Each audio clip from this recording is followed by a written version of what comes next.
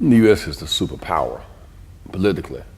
It was a different world when there was a certain competition between the U.S. and the Soviets. It was a certain kind of check and balance. Right now, the U.S., there is no check and balance.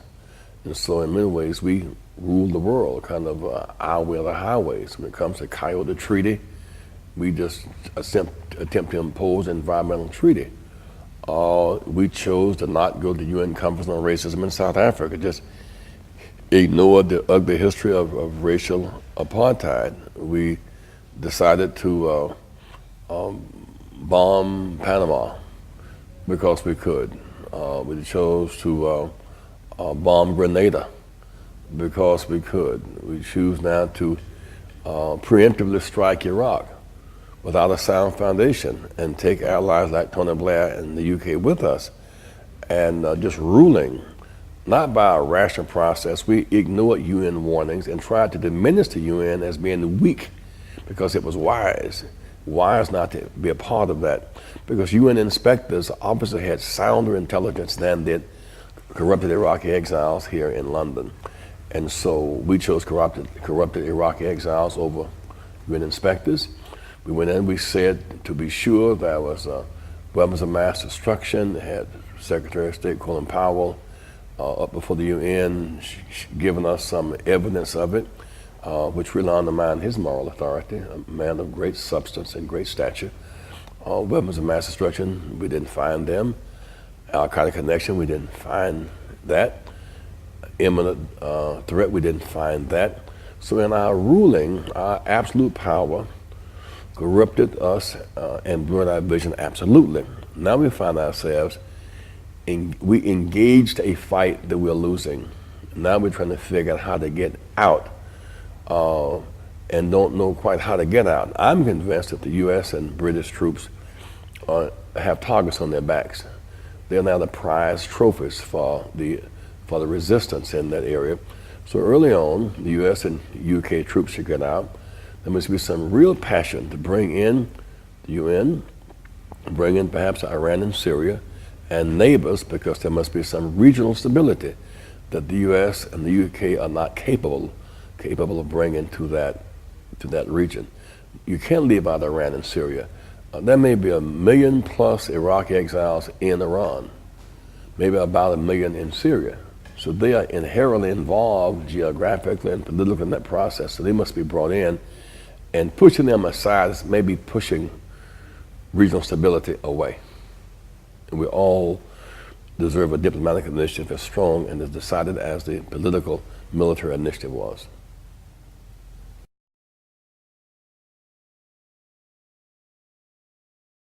Well, vote is voice, and people have a right to express themselves. So you vote for leaders that will represent your interests. And what is your interest? Your interest is in equal high quality public education for all. It's in high quality public health care for all. It's in adequate housing for all. It is in domestic tranquility and peace. It's in having representation on boards, school boards and health boards. It's being a part of, because either you have a voice or you're spoken for, and spoken to and spoken down to. And so in some sense the vote is voice. We must always be willing to express our voice, and our voices collectively must be heard.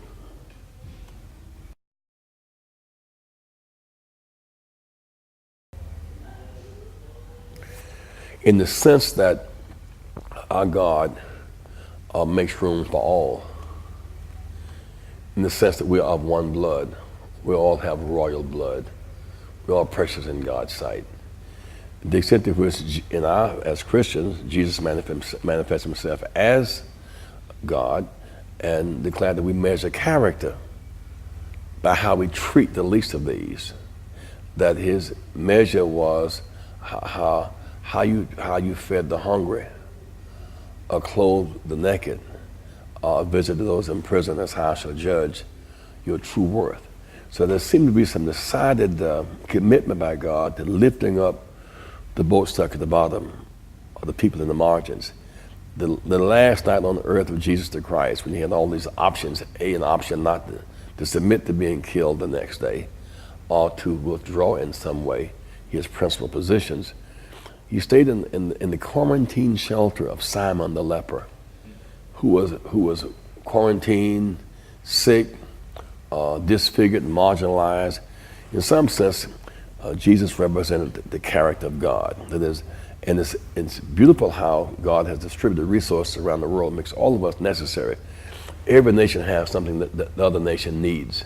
And they should get it through some democratic process, not through invasion, occupation, and subjugation and colonialism. I mean, South Africa has something Europe has something Africa needs, and both have something America needs. Australia has something we need. There are trade routes. And you look at the distribution of resources in the world. I mean, where the resources beneath the soil, that may be your strength, or it may be climate, or it may be location, or it may be oceans. So the fact that the extent that all of us have something of value, to that extent, God would be democratic. He didn't give one nation all of everything. We all need each other. We're inextricably bound.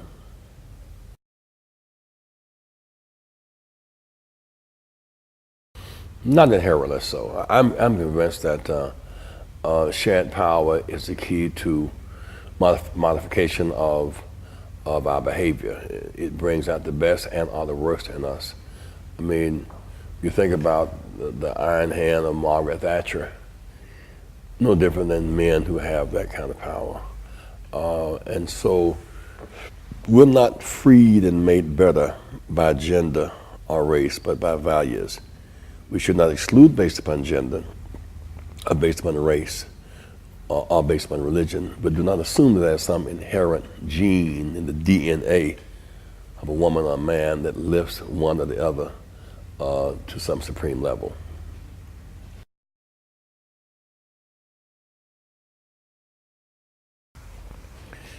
The attempt to reinstitute slavery have to create the greatest human rebellion.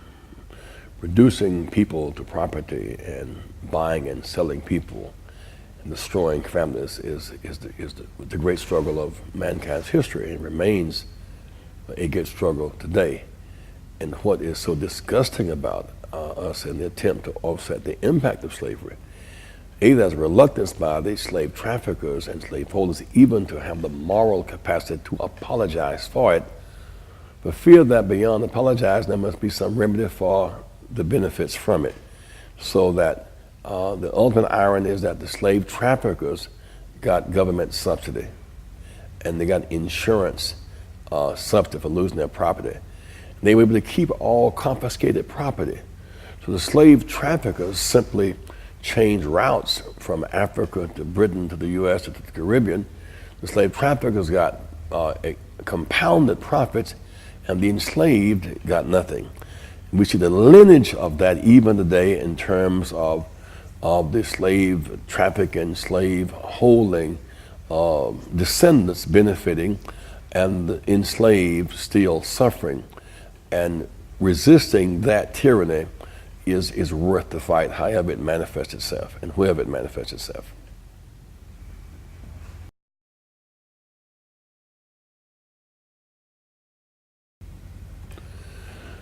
Democracy can solve climate change because we all have a right to breathe clean air.